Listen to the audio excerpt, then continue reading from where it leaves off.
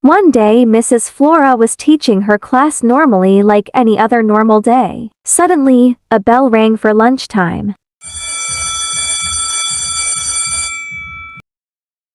The teachers were having their lunch break and everything seemed to be going fine. Mrs. Flora took one sip of her coffee. Mrs. Flora gets an extremely calamitous stomachache and starts to uncontrollably cough. Mr. Parshman shouts at Mrs. Fernald to go and get water fast.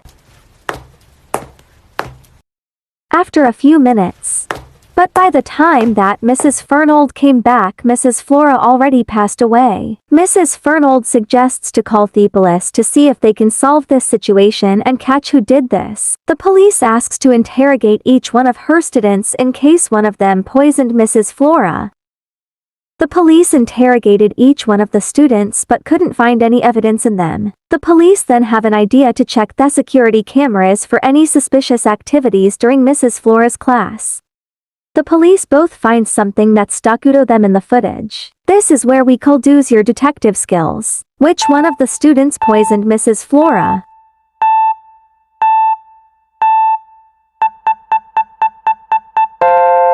If you chose Dylan, then you're correct. Well, how is it, Dylan? If you looked close, a little Lynn was holding these cubes in his hand and it wasn't necessary for the lesson. Bad luck, Dylan. You shouldn't go around poisoning people.